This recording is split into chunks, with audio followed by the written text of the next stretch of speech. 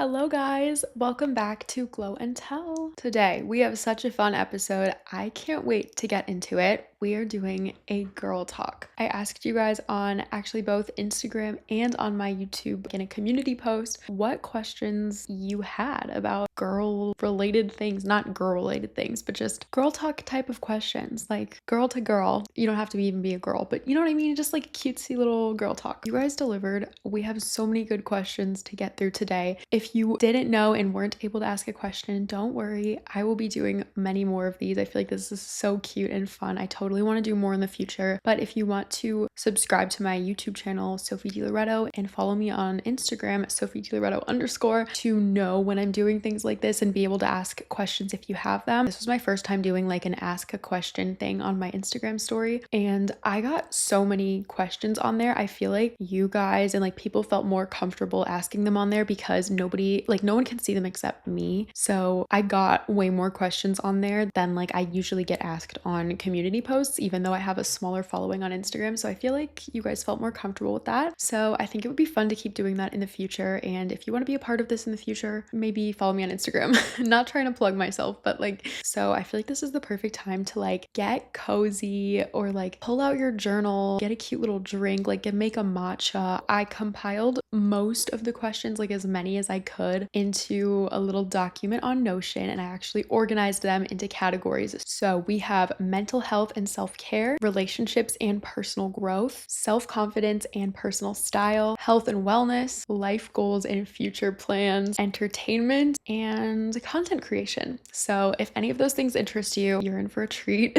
We're gonna start off with the mental health self-care section. I got a lot of questions about things relating to this, and I totally understand why. Mental health can be really difficult to deal with. First up, I got a lot of this question because I've been very vocal and open about the fact that I have anxiety. I've mentioned it in a lot of videos, and I have talked about it more I had one Q&A on my YouTube channel that was posted in like February of this year, and that was where I kind of went more in depth about my anxiety. So I guess if you haven't, seen that, maybe that can be helpful if you have anxiety, but this is something I really do want to make a full episode about. It's just hard because I don't want anyone to think she has her anxiety figured out. She's like a role model for anxiety. I don't ever want to create the impression that I've solved it or that it's like resolved, like that it's just gone out of my life. It's not. And honestly, it probably never will be. The way that my brain is set up, like my composition in my brain, it's just predisposed to think this way. So undoing that, which is possible, is very difficult and requires a lot. And if you are kind of the same way to where you have either anxiety or OCD, because that's something else I do have, and I haven't talked about it as much because anxiety is honestly the real, like it takes the cake. It's what I hardcore deal with, but it's possible to like undo it and to make your brain think a different way. It really is possible, but it's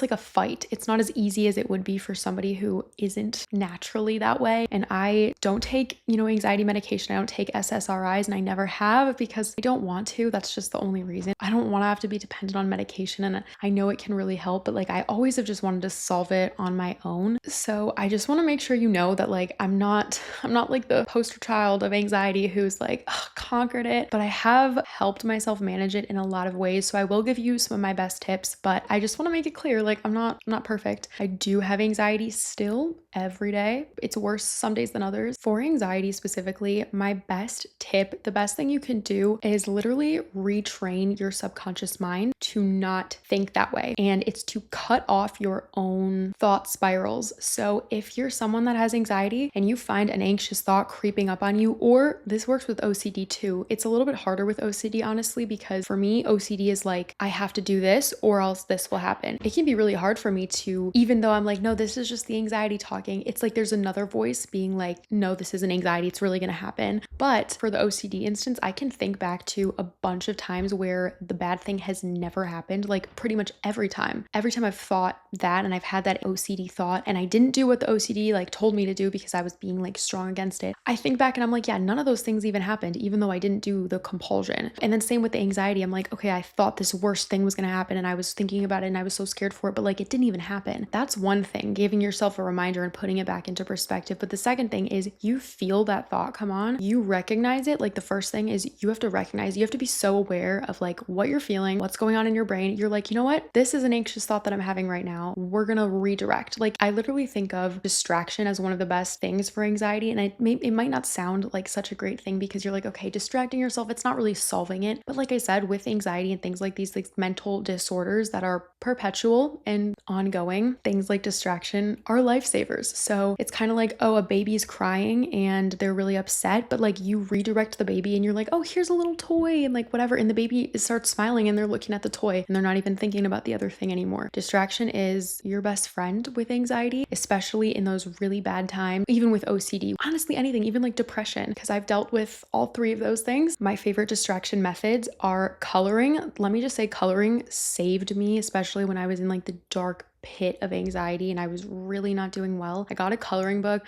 I got really nice Prismacolor colored pencils and I would color. And I might have been so anxious, so nauseous. I felt sick. I was like not doing well. Maybe I'd put on a movie and I would color. So my brain has to focus on the coloring and then I'm watching the movie. So I'm like distracted. I would forget that I was even anxious. Same thing with sometimes I would be anxious about like social things because I wouldn't say that social anxiety is my most prominent thing with anxiety, but it is something that comes along with just having generalized anxiety disorder. Like you're just anxious about kind of everything. I would be nervous going out with people because I'm like, maybe I'm going out with some people that I don't really know super well, or like we're meeting up with someone. I would feel really nervous about it and I'd be overthinking it, but like I would get there and I'd be like, oh, this is fine. I'm doing fine. Like this isn't that big of a deal. So kind of two things I'm saying here. Number one is recognize when you have the thought, whatever the thought is for you, like whatever that anxiety is or the OCD thought is, and say, no, I'm stronger than this. I don't have to conform to this. This isn't real. My brain is telling me that it is, but it's not the truth. We're going to redirect because I'm stronger than that and I don't have time to conform to it. I don't want to do that today. That's not what's happening. Now I'm going to go do something else. We're going to redirect, shift the focus. And the other thing is with things that are a little bit different, like making a phone call, making you nervous, or honestly, like I remember something that made me so anxious growing up was I would be getting picked up by someone, like in the car, like a friend's mom even, and I would be so anxious to walk out to the car and like not know which side of the car to sit on. Some things like that, or maybe like you're anxious to go to an event. I think of the quote that's like, do it scared, like do it afraid. You do build up a bit of a tolerance after doing those scary things. Like something might seem so scary to you, but after doing it a few times, you're like, you know what? This isn't so bad. And I will say it is hard. Like I still feel nervous making phone calls and I've made a bunch of phone calls, but I do it scared. Like I do it afraid because I realize that I'm not going to let my life be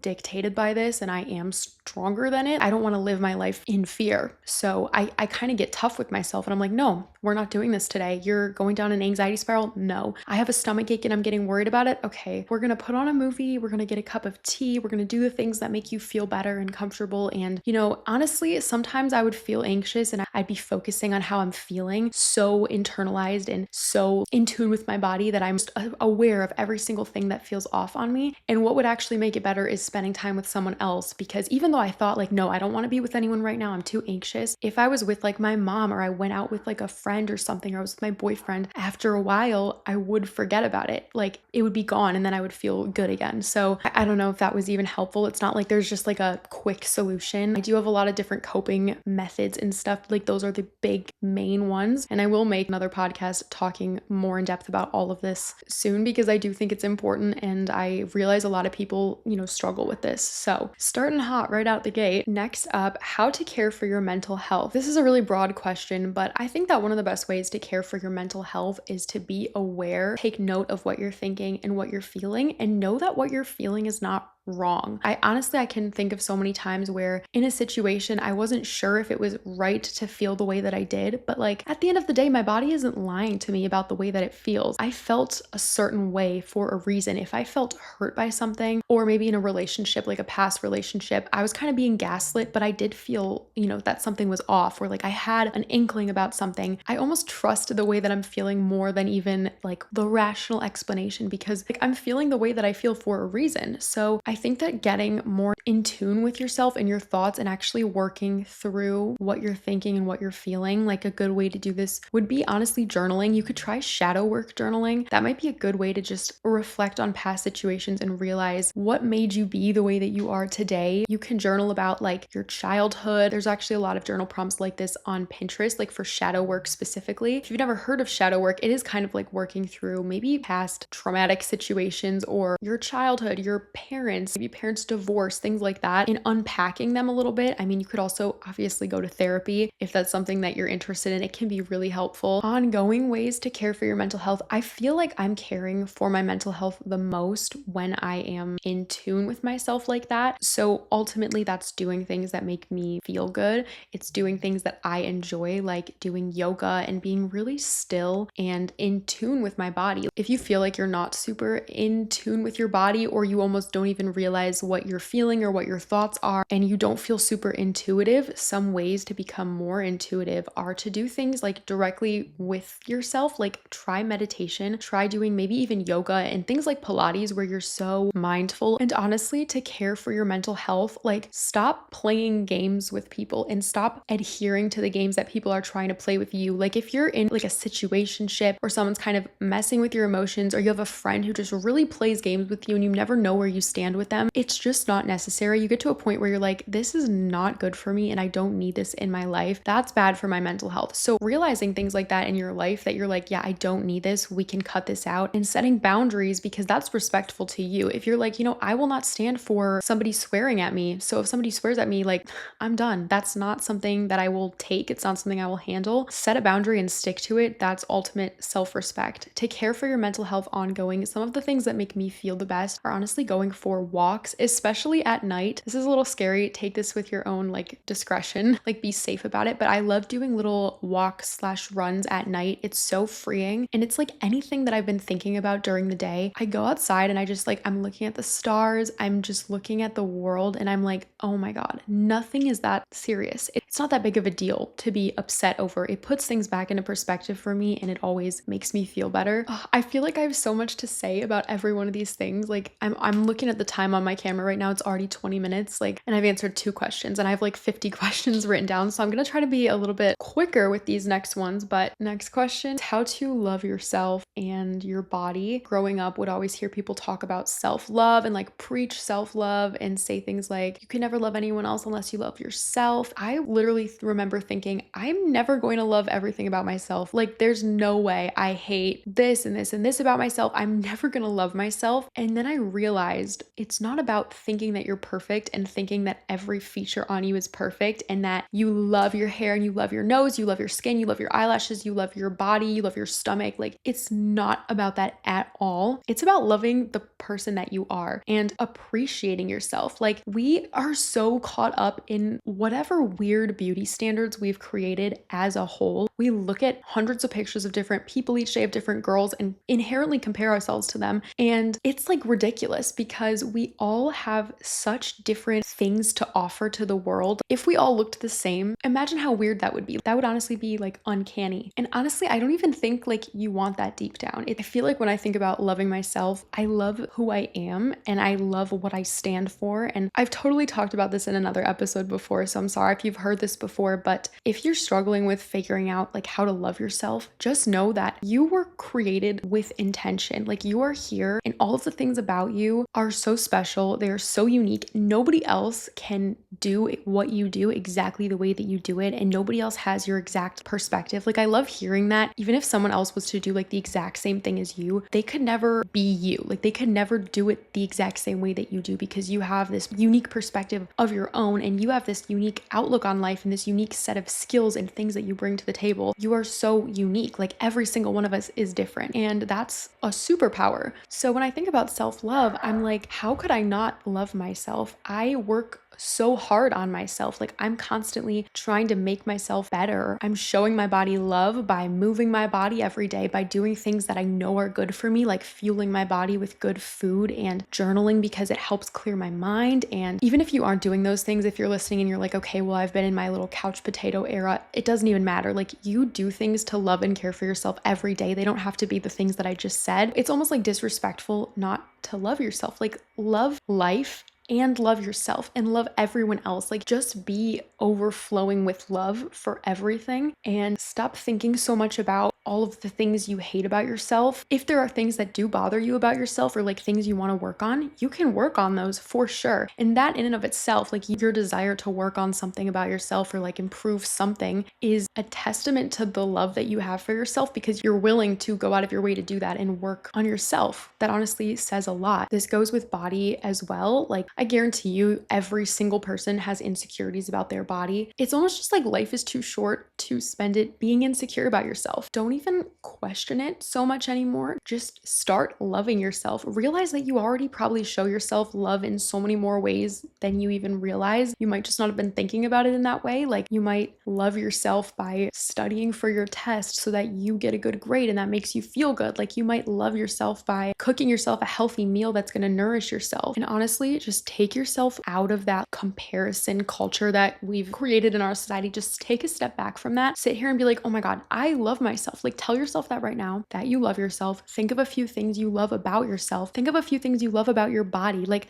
let's not forget, your body is doing so much for you right now. It's like breathing and it's seeing and it's feeling things. Be grateful that your legs can walk around. Be grateful for the things your body does for you. Be grateful that you have a body. Again, this is why I think like it would be such an insult to myself to not be grateful for my body. Look at how much it does for me. My body allows me to walk around. My eyes allow me to see the world. My nose allows me to smell things and experience the world in a whole different way. Like, how rude would it be to myself to not love and appreciate those things about me? Like, start thinking of yourself as you think of a cherished, loved friend. Would you ever like look at your friend and be like, you kind of have some fat on your stomach? Like, I don't think you would say that. At least I hope you wouldn't say that to your friend or someone you love. Like, stop looking at yourself in that way and realize that your body allows you to do so much and experience so many things. Stop fighting it and just start loving yourself. Like, it's so much easier to love than to hate. The next question we're going to talk about is how to deal with dips in motivation. I want you guys to know that even though you always see like my productivity and you feel like oh my God, I'm so aesthetic, I'm so productive, there are totally times when that falters. I could have a few really productive days and then a few days where I do practically nothing, and that's okay because life is all about balance. So don't compare yourself to others. Again, what you see online is a highlight reel. So understand that there's always going to be ups and downs. If you're in school right now and you're feeling kind of burnt out and after school you don't really have the motivation to do anything, like, that's okay. The thing that really helps me is remembering that what I'm doing and what I'm working towards is on a bigger scale than just today. Somebody made a comment on my YouTube video the other day. I can't remember exactly what it said, but it was along the lines of like, I don't go off of how I'm feeling today. I go off of like what I want to accomplish. So if you have this big overarching goal and maybe today you really just don't feel like doing something, but like you have this goal you're working towards, and if every day you keep giving yourself those excuses, you're not going to reach it. And that's just the truth. We're all given this life. We all have an opportunity to do something with it. I think that reminding yourself of your goals and how proud you'll be of yourself if you do those things, because like not everyone does them. Like, even for example with content creation, if people maybe say like it's so easy to be a content creator, anyone can do it, anyone can be like an influencer, anyone can be a YouTuber, they could, but they aren't. But they don't do it. Like, if it's so easy, why isn't everyone doing it then? Because everyone is not literally doing it. It takes work and time and dedication, and it's like that for anything. Like they say, there are no overnight successes, there are only overtime successes. Or like an overnight sensation is like 10 years in the making, and that's the truth. Your little daily habits, the things that you do every day, are what get you to that life. So if you want to be able to look back on your life and have accomplished certain things and have been able to live a certain life, know that your actions on this day and on every day going forward are what dictate that. You will not get there by doing nothing. You just won't. Nobody will do it for you. You have to do it yourself. Like, I would not be sitting here with a podcast, with a YouTube channel, with people actually watching if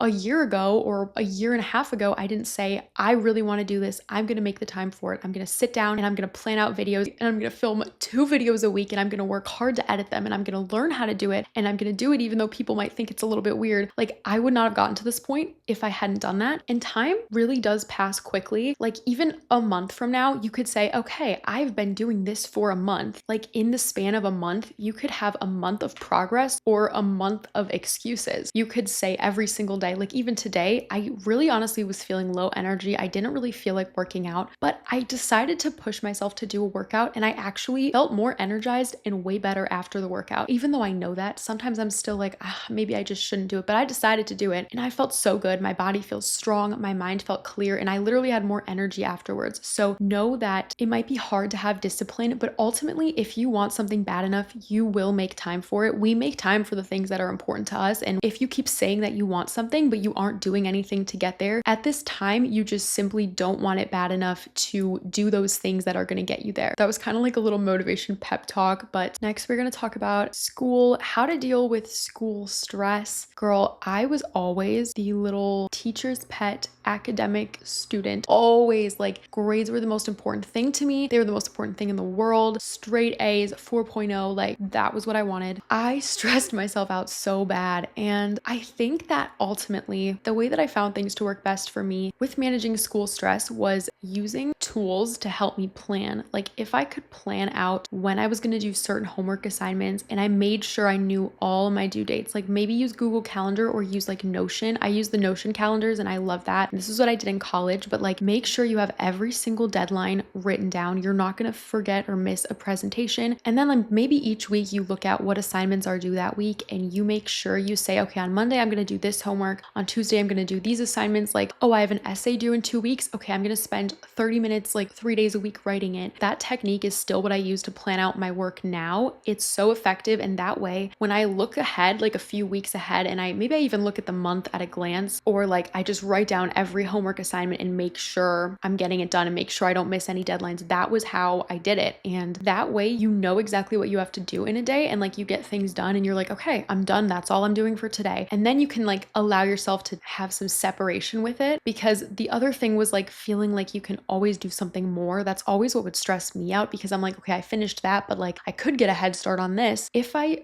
scheduled in allotted time for each assignment on each day of the week. That way, when I finished what I said I was going to do that day, I was like, all right, we're done with this. We're done with school now. Shifting focus, like let's go do something fun. Let me go watch a show I want to watch, or like do something fun. So the next category we're going to talk about is relationships. Despite being like, I am 23, which isn't super young, but it's not super old. I feel like I'm wise beyond my years in terms of relationships. And I think that relationships are something I kind of want to do a whole other video about, like a little relationships talk, but I'll give you a little bit of a rundown of some of my general relationship tips and things I've learned. So I'm currently in a relationship. My boyfriend and I have been dating for just over 3.5 years at this point, and it is by far the best relationship I've ever been in. It's so healthy. It's such a great relationship. My past relationships, I can't say the same. And even though they were honestly terrible, I'm grateful for them because of the fact that they taught me so many things that I was able to use and apply to my now amazing relationship. So to give you a little rundown, my first relationship, which I don't even really count this one, but I had my first real relationship when I was 14. We dated for like not even 6 months, and that includes the talking phase. That doesn't really feel real, but I will say he did break up with me, and at the time, my world was shattered. My second relationship was like, that one was a doozy. And that was a 3-year relationship from the time I was 15 to 18. So then there was like a year in between that relationship and my current relationship. So there's a little rundown of my like relationship history. Things that I've learned. The first thing I will tell you that is so incredibly important, and it kind of goes along with having self-love and self-respect, but it is you have respect for yourself and boundaries in how you will be treated. Decide how you will accept to be treated, basically. This is so important, and I think I didn't realize it soon enough because I was treated so poorly for so long. I would just never ever handle being treated that way now. So that really did teach me that. For example, something that I just will not accept now is being like name called or being sworn at. My ex-boyfriend did that to me a lot. And yeah, I will absolutely not handle that now. I'm like, I did not deserve to be treated that way or to be called that or to be screamed at. So like those are things I will not accept. Those are boundaries I have that I'm like, yeah,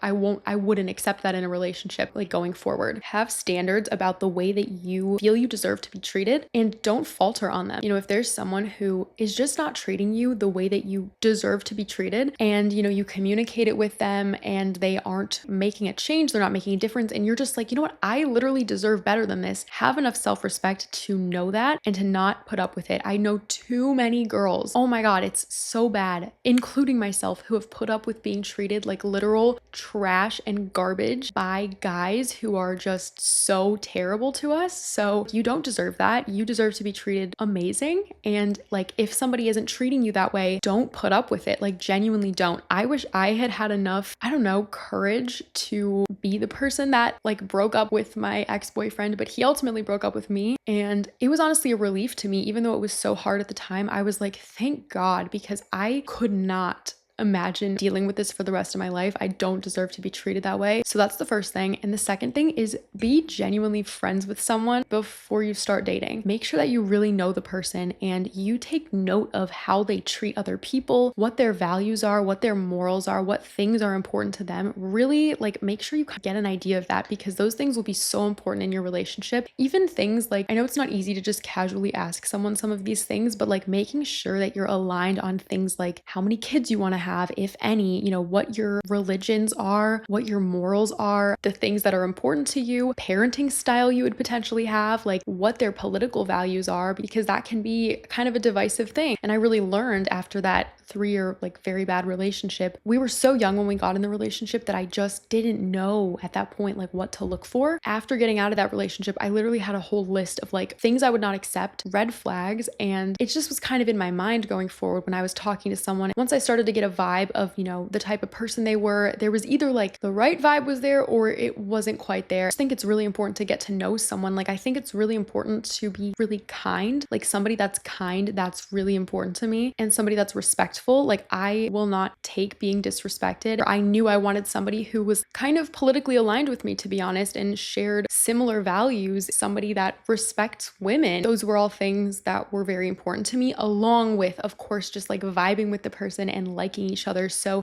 as I was in the process of like, I guess just talking to different people after that breakup, I made sure that those things were in my mind, and I was thinking about them. I was considering them. It wasn't like I was like interrogating them, being like, okay, how many kids do you want? What's your political affiliation? But rather just things that I sensed over time. So those are my two biggest pieces of like relationship advice I can give you before you get super serious with someone. If you aren't really aligned on like core important things, it might be bad. Like, I know a common instance is like two people, maybe one person doesn't want kids and the other person does. And they both think that the other person will change their mind over time. And like 20 years down the road, or not 20 years, but like years down the road, the person is like, okay, I want to have kids. Like, and the other person is like, I don't want to have kids. And they both thought that each other would change their minds, and none of them changed their mind. And then like they just have to get divorced, because on their core values, it's really hard for someone to actually waver from that. So make sure you know who the person is, what they're like, how they treat waiters, how they treat like women. I think it's really important, and I think it says a lot. Next question is how to work through breakups. I have only been on the receiving end of breakups, meaning I don't think I've ever broken up with someone other than just like kind of ending things if I didn't really like, where a talking stage was going. But like in my other two relationships, they both broke up with me. I was heartbroken both times. Like, my first breakup when I was 14 years old, we hung out like 4 times total, and I was inconsolable. I was like devastated. It's kind of ridiculous. I think I honestly have a little bit of a over attachment issue, maybe. I don't really know, but something was wrong there, because I don't even think I liked them that much, but like I was devastated about the breakup. So the advice I can give you is genuinely focus on yourself. This can be so hard to do, and I think first you should like work through the feelings that you had about the breakup. Like, honestly, journal about it. Maybe talk to a therapist about it, talk to a friend about it, but like maybe sit down and journal, like write out what you're feeling. And then honestly, I feel like oftentimes you might even realize that like the relationship was not good. Maybe focus on the bad things about the relationship relationship rather than sitting and being like, oh, remember when he did this?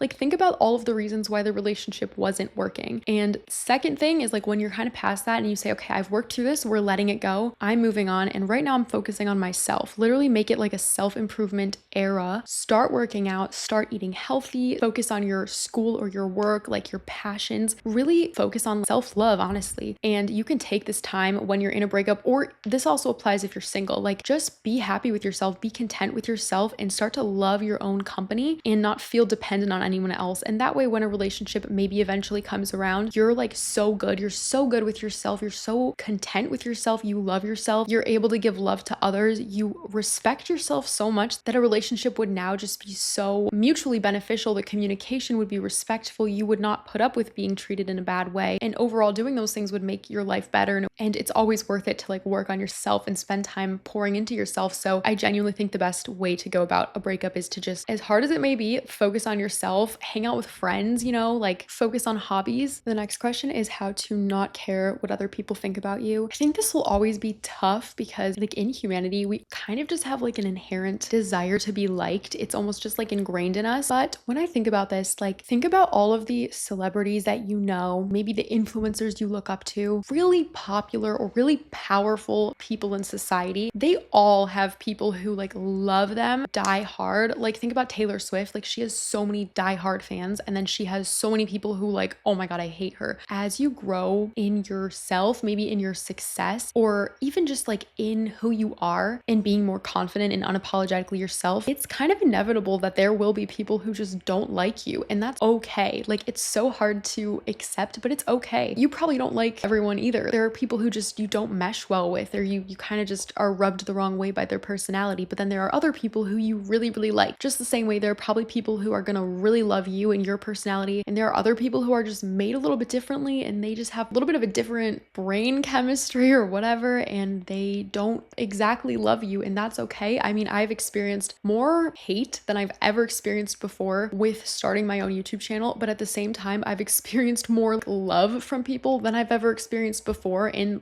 terms of like people who are so sweet to me, so kind. I think that when something happens like that where somebody doesn't like me or somebody's kind of mean to me, I just remind myself that I know who I am and I love who I am, and I don't even think it matters what anyone else thinks if I'm happy with who I am and if I love myself. Like I know the truth, I know what I'm like, I know who I am. They might not even know me super well, but they're making assumptions on me, or you know what I mean? Like it's not that important, and it's not as important as my love for myself. Next, we have some self-confidence and like personal style questions. So the first question is, how do you have more confidence? I think that confidence inherently comes with the things we've been talking about, loving yourself more, feeling happy with yourself and who you are. I think you will inevitably feel more confident. So if you're struggling with self-confidence, I think that becoming more in tune with yourself will make you feel more confident. Like I feel confident in who I am, like taking the time to learn more about yourself, to do the things you love, to sit with yourself and enjoy your own company. But then the second layer of that is maybe feeling like physically confident. I know that I feel much more confident when I like the outfit that I'm wearing, when I take the time to get ready and I like the way that my hair looks, and I like my makeup. Like I feel way better than if I had like greasy hair, no makeup, and my skin looks bad and my clothes do not flatter me. Like that would make me feel really unconfident. Even if I'm like, oh, I love myself, I feel so good about myself. If I look that way on the outside, I inevitably just don't feel as confident. So if you want to boost your confidence a bit more, I think taking the time to just get ready a little bit. Like if you're going somewhere and you want to feel your best, do your makeup in a way that, you know, you really love. Like take the time to get ready and maybe like wear a perfume that makes you feel confident, like put on some lip gloss. And that way you're focusing less on like insecurities in your appearance and you're focusing more on what you're actually doing or like where you're going or talking to people. Then along with that, I got some questions about beauty things. So someone asked what my favorite perfumes are. Girl, I am a perfume fanatic. So let me tell you my favorites. I love sweet, feminine, fruity, sometimes floral, but not overly floral, musky, powdery scents. My favorites are Parfum de Marly de Lina, or Perfumes de Marly, as the Americans would say. That one is so good. It's so expensive, but like if you're gonna get a good perfume, that's the one. It's beautiful and amazing. It's just so good. So Delina Eau Rose by Diptyque. amazing. So good. My favorite like cheaper kind of everyday fragrance that I've worn for years is Ariana Grande Cloud. The girlies know and love it. Glossier You is one that I love that's a little bit spicier and muskier. I love it. I wear it all the time as well. And Burberry Her is another one of my favorites because it's like that powdery, sweet, feminine. It's just so good. So those are some of my top picks. And then my favorite lip combo, or like my most worn lip combo, is definitely Charlotte Tilbury Pillow Talk lip liner. And you could get like a cheaper dupe. I think NYX Whipped Caviar lip liner is like a similar shade to that. I actually have both of those. Love it. It's like the perfect powdery pink cute color. And then I love the Maybelline Lifter Gloss. I love the smell of it. I use like the lightest shades, like the light pink. I think there's one called like Moon and there's one called Crystal. I use those lighter ones, or there's like a light pink one. All of those are my favorites, and it's like the perfect lip combo because the lip gloss isn't too sticky. It's really nice. Next, we're going to talk about health, wellness, periods, which I've actually gotten a lot of questions about these things. So someone asked about cycle syncing. I totally want to make an entire cycle syncing and periods podcast episode because I have a lot to say, but cycle syncing is when you sync up your activities and you live like the cycle of your menstrual cycle that you're in. Your cycle is consisted of 4 seasons, and it's usually like day 1 through 28 to like 32, and it starts like the first day is like your period, so that's like your menstrual phase, and then after that you're in your follicular phase, and that's like inner spring, and then you're in your ovulatory phase, and that's like your inner summer, and that's when you're like thriving, living your best life. Like the follicular and ovulatory phase are known as your most energetic, like amazing times, and then you're in the luteal phase, which is known as inner fall, and that is like you're kind of slowing down, you're preparing for winter, which is your period. So cycle syncing works by syncing up the exercise you do, the foods that you eat to this phase that you're in. It can even go for like the work that you're going to do. Like if you know you have a lot of projects coming up, but like you're starting your period soon, maybe you make sure to like get them done before your period starts so that once your period hits, you have the space to be able to like rest and relax a little bit more. Then maybe when you're in your follicular phase and you have so much energy, you're doing like the hard workouts, you're getting all your work done so that you kind of prep yourself. So that's just like dipping our toes into the water. If you want to look more into that, it's really interesting and really helpful, and I definitely practice some of these things in my life. Next, we're going to talk about periods and like tips for periods. Again, I have so much to say about this. When I'm on my period, my favorite things to do are, first, I drink 2 different teas. The first one is called Womankind Tea. I order it on Amazon. I have it like linked on my Amazon storefront if you want to see it. It's really good. It has different herbs and supplements that support your period. They like support your cycle. It has like shatavari root, just different things. I really like it. I drink that on my period. And the other thing I drink is raspberry leaf tea. Like that's what they tell like pregnant people to drink to kind of induce labor and stuff. But actually it's great for your period. It actually helps period cramps so much. I have not taken medication for my period cramps in so long, and they used to be so bad to the point where I literally was doubled over in pain, curled up in a ball on the ground, inconsolable. And now like with these different things I do, I've helped so much. So I drink those 2 teas. I drink the traditional medicinals raspberry leaf tea, and that helps tone your uterus, they say, so it helps the pain. And I also actually use peppermint oil. I've used peppermint oil forever. I always used to use it for headaches. It basically feels really cool, almost like icy hot does. So I mix it with some coconut or olive oil and then a few drops of peppermint essential oil, and I like rub and massage it into my stomach, and it instantly provides relief. Like if you're in crippling pain, I also used to have really bad lower back pain on my periods, and lower back pain, it's kind of just like you're experiencing your cramps in your back. And over the years, weirdly enough, it shifted from being in my back primarily to like in my stomach primarily, but I rub that in there and it helps so much. It feels so good, like so nice. It's really cool, like it's cold, but it feels really good, and it helps when I'm having really bad cramps. Also, heating pads, of course, like I always have a heating pad on deck. Just get cozy with that, and that feels so good. So those are some of my top tips. I've also had questions about like what period products I use. I do not use a menstrual cup. I've had a few questions about that. I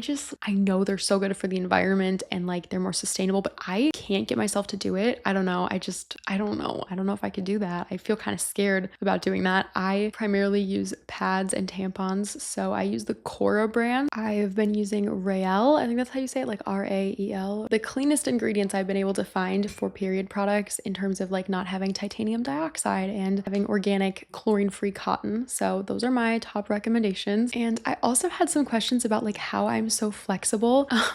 The honest answer is I was a dancer my whole life. I was always flexible. I did gymnastics and dance and I did cheer, and I've been flexible for as long as I can remember. So the way that I maintain that is I stretch every single day. If you currently are not flexible, you just need to stretch every day. Like that's all it takes and you will become more flexible. There are like 10-minute dancer stretch videos on YouTube that sometimes I watch, but I often just do, like lunge stretches. I do different yoga flows. Yoga is another great way to improve flexibility, but I truly think flexibility and mobility are so incredibly important. So I think that having flexibility as a priority in your life and like mobility is something that should be a priority to you. So it just takes doing it every day, like doing the stretch, holding it for like 15-20 seconds, breathing through it, and making sure that you warm up before you stretch. Someone asked me my tips for your first gynecologist appointment. Oh, I actually don't know because I haven't gone to mine yet. So I couldn't even tell you. I need to go too. I've been talking with some friends about this and we're all scared. And so we haven't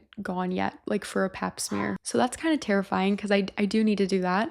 If you guys can give me some tips for that, I would love to hear. I'm gonna go quickly through the last of these because I've been talking for quite a while, but we're gonna talk a little bit about like life goals, future plans. I talked a lot more about like my current situation, my college, my boyfriend, my moving plans in a Q&A that's on my YouTube channel. Like I talk way more about all of those in depth if you want to hear about that. People were asking like, what are my plans for moving out? When I move out, it will be like moving in with my boyfriend. We want to move in together, obviously. He is still in school. He's going to be finishing in December. I am done with school now. Like I've graduated. Also, I don't think a lot of people knew that or like if I was in college or not. I graduated last summer. I have a degree in environmental science. That's what I studied. So we want to move in together basically. We're just saving up because girl, it is expensive. I'm also paying off student loans. I'm like 40K in debt. So I'm working on that. I'm just like putting as much as I can towards that, basically trying to pay them off as quickly as possible because I don't want to be like 50 and like 60 years old and I'm like, oh, I just finished paying off my student loans. Like I'm trying to get ahead of it because I'm fortunate enough to be able to live, at my mom's house or whatever still. So we want to move in together though. We don't want to get an apartment, even though like we would be able to do that at this time. Basically, I've just been saving up as much as I can and we want to buy a house. So we actually really want to build a house. I'm not sure what the timeline for that will be like, but hopefully in the next like year, we're looking to get going on something. As soon as he graduates, we'll be able to like kind of focus more on that because his school is quite demanding and he works full time. And someone said, am I an introvert or an extrovert? I would say that I'm an introvert, but I am an INFJ and I think they call them the extroverted introverts. INFJs are like the most likely to be perceived as extroverts. They're like the most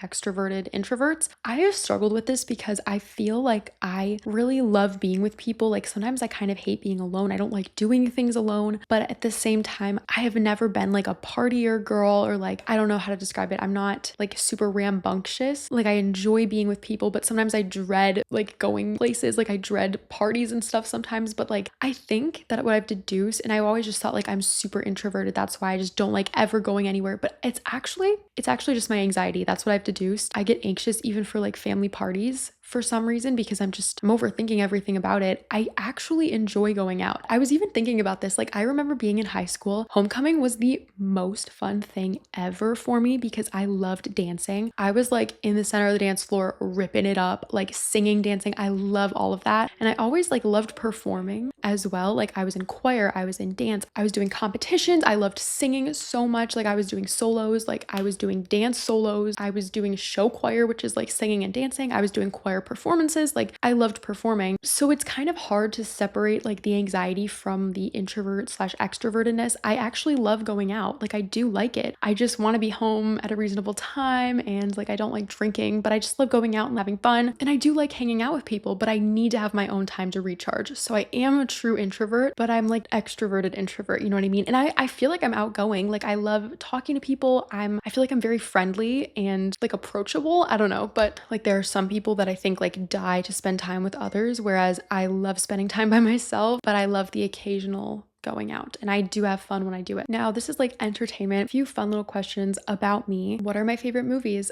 I love movies and film. Like, I think if I didn't study environmental science, it would have been film. I love film so much, and I've seen so many movies, and I have so many favorites. Actually, choosing favorites gives me stress, but some that I just go back to again and again, or some that like changed my life, are Interstellar. I'm sorry if that's basic to say, but it's true. I love thriller movies, so any movie that like makes me question everything I thought I knew with like plot twists and like mysteries, that I eat that up. Like, that's amazing. So like movies like Shutter Island, I don't know, that's random, but like that one was like, oh my god. I love Studio Ghibli movies. I've seen every single one. I think my favorite might be maybe Howl's Moving Castle. Always loved La La Land. Parasite was so amazing. Oh, I love Princess Mononoke. That was such a good one. That might be my favorite Studio Ghibli movie. I think Princess Mononoke might have been my most impactful Studio Ghibli movie, but like my favorites to just like comfortably watch are like Spirited Away, even like Totoro, Howl's Moving Castle, all of them actually. Oh, the movie Whiplash, that was so good. Fantastic Mr. Fox, love that. Oh my god, the movie Lost in Translation, that's such a good one. I love. Guys, there are so many. I couldn't even give my favorites because the list is so long, and I know I'm forgetting so many. Like, I have so many favorites. And then someone asked some of my favorite songs and like singers slash artists. I love Tame Impala. I love Lana Del Rey. I love melodic music. And some of my top songs recently, in case you want some song recommendations, I've been loving Take a Bite by Biba Doobie and Beaches by Biba Doobie. Again by Still Woozy. That one is so good because it kind of gives me Tame Impala vibes, and I love Tame Impala. OMG by Suki Waterhouse, and also Joanna by Suki Waterhouse. Lovers by Anna of the North, and Moon Girl by Have. Oh, that one is so good. I just discovered her and I'm like obsessed. I honestly really love The Weeknd. And I've always loved Ariana Grande. Her songs are some of my favorite songs to sing because I feel like my voice matches the type of songs that she writes. Like, I don't know how to describe it. They just like work. Okay, we're like running out of light. It's getting all dark. But last question, we're gonna talk a little bit about content creation and YouTube because I always get questions about this. And I know that when I was like trying to be a YouTuber, I looked up every single video on YouTube and I watched every single one on this topic, and I still watch them, to be honest, because I could always learn more things. If you want to be a YouTuber, or you're gonna have a main platform, if you want to be like a TikToker, that's one thing. If you want to be like an Instagram person, or if you want to be like a YouTuber, you're gonna have a primary platform, and you can definitely have secondary platforms and like still be active on those, but like you're gonna have a primary platform. So if you make the decision that this is something you want to do, realize that it's going to take a lot of work and it's gonna take time. Whereas like you could go viral on TikTok and literally somebody could go from like 100 to like 50,000 followers in like a few days. It does not happen like that on YouTube. So definitely understand that YouTube is truly the long game, but it is the most rewarding platform, and it's actually like the most lucrative platform as well, meaning like you get paid the best. Like, it's where the money is, and that shouldn't be your reason for doing it. But I just want to say like the work to get there, and it certainly is like, it's not the only reason that I wanted to do it. I had so many reasons for wanting to start YouTube, and the prospect of making it something that could support me financially was like a dream, but it was not my reason for starting. Even if your reason for starting is like, you just want to make money, you probably won't even last with it, because when you realize how long it takes and how much you put into it before even seeing payoff, you will probably be deterred from it. But if you're like, this is something I want to do, I've been wanting to be a YouTuber for years, I love this is something I would be so good at, like, honestly, what I would recommend to you is look up every single video on YouTube about how to do this, about how to be a YouTuber, about how to edit. I mean, that's exactly what I did. But also, I had just been watching YouTube for so long that I feel like I had learned so many things, like I'd picked up so much. But the most important thing you will always hear is that consistency is key, and that is true. You have to be posting, I would say, at least once a week on YouTube if you want to really see growth. And I started doing twice a week because I had the time, but make quality content and make content often. Like, you have to hit that good balance, and you just have to start posting, like truly just start putting yourself out there. This is something I'm thinking about making an entire video about it, but I just don't know. Like, I feel like I don't know how much of my audience would honestly want to see that or would be interested in that. If you're interested in it, let me know, but I can give you more like about my YouTube story, exactly how I did it, but it takes time and it takes work. So you have to figure out how to make a good video, that's going to hold people's attention. They are going to have to want to watch it. And before they even want to watch the video, the title and the thumbnail, they say that's like half of the game. If the title and the thumbnail aren't good, no matter how good your video is, nobody's going to click on it and no one's going to want to watch it. So when you make a video, think about, would I actually want to watch this video? Is this video actually interesting, or is it boring? Like, you want to make a video that you would want to watch. If if you wouldn't even choose to watch your own video, like who would choose to watch it? You know what I mean? And right when you start out of nowhere posting videos, like YouTube isn't going to know yet how to, categorize your videos and who to show them to. But over time, it starts to learn and it starts to show your video to the right people. And I think somebody asked, like, how do you go viral on YouTube? You don't go viral on YouTube. It doesn't really work like that. You can have videos that kind of go viral, or like maybe a video does really well. For me, that's what really started my growth. And I think for a lot of people, it's like you literally do not know what video is going to do well. And even when I think I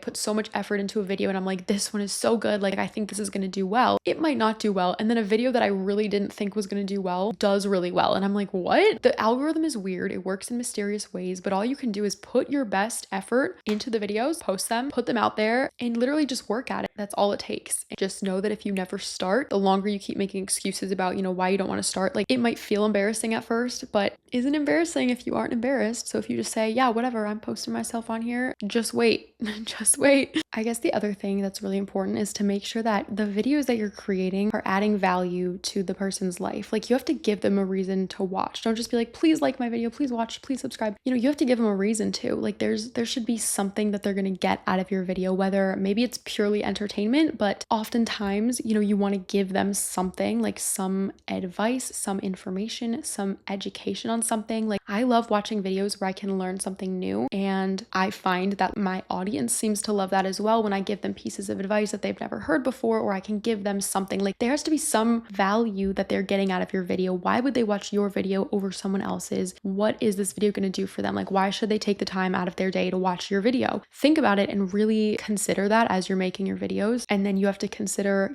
people's attention spans and like how long they're going to watch your video, because viewer retention is actually really important to YouTube. So if you make a super long video, but they only watch a small part of it, that isn't great for like the way that your channel will perform. So you want to keep them watching, like you want to keep them interested. Like if there's like a 3-minute long clip of you doing the laundry, like nobody wants to watch you do laundry for 3 minutes. You know what I mean? So kind of have some like sense of that when you're making your videos, and make sure that things aren't going on too long. And then watch your video back and make sure like, yeah, this is interesting. This is good. I'm not losing them. Add in text that is dynamic, that is engaging. Look up ways to make your editing more engaging. There's so many little tips, but I think the most important one is to be consistent. You will inevitably improve every single video. Like that's the other thing that's such a common piece of YouTube advice, is try to improve like one thing with every video you make. I want to make my text better. I want to make my thumbnails better. I'm going to learn a new technique. I'm going to start using a new font that's really cool. Like I'm going to have a bit of my own creative touch, and I'm going to change my branding of my channel a little bit. Like try to improve something every time to just make sure that you're continually learning things. And if you're consistent with it, and if you're making quality content that people want to watch, that you would want to watch yourself, you will succeed. Like I just put my all into it. I was like, this is something I really want to do. I'm going to make it happen. I'm going to learn how to do it. I had faith in myself. I knew I could do it. I made my identity be that of a YouTuber. I was like, yeah, I am a YouTuber. I'm doing this. I might look silly right now posting twice a week to my 40 subscribers and getting like no likes and barely any views, but like I'm a YouTuber. It's going to happen for me in time. And I'm grateful that it took around a year for me to hit 100,000 subscribers from that point. So yeah, like a year. That was a year of constant work to reach 100,000. But if I was at 0 subscribers and all of a sudden I was at 100,000, my video quality, like the things that I've learned, it would be so different. It would be so different, because I watched my videos from a year ago and I thought my videos were so good then, but I'm like, wow, I've improved so much. My colors look better. My audio sounds better. I'm more confident talking to the camera. My editing is so much better. My text is better. My intros are better. Everything about this is better. Like I've improved so much. If I had started all of a sudden and I immediately had 100,000 subscribers, like I wouldn't have learned all of those things. And even all the other things that come with it, like dealing with hate and dealing with the growth and learning to manage my own channel. Even if you think in your head you want to be like an overnight sensation and you want to be so successful overnight, I wouldn't have even wanted that, because of how much, like I said, I had to learn how to plan out my videos, how to balance my workload, how to come up with creative video ideas, how to create really good engaging thumbnails, how to negotiate with brands, how to assess my worth as a channel and communicate that with them, and how to, like, there was so much I had to learn how to do. I wouldn't be able to be where I am today if it hadn't like taken me that time. Like there was a purpose to having that kind of slow journey with it. And I think it was good for me. Like it gave me so many skills. So like I had to learn how to do sponsorships well. I don't think I would have have like the,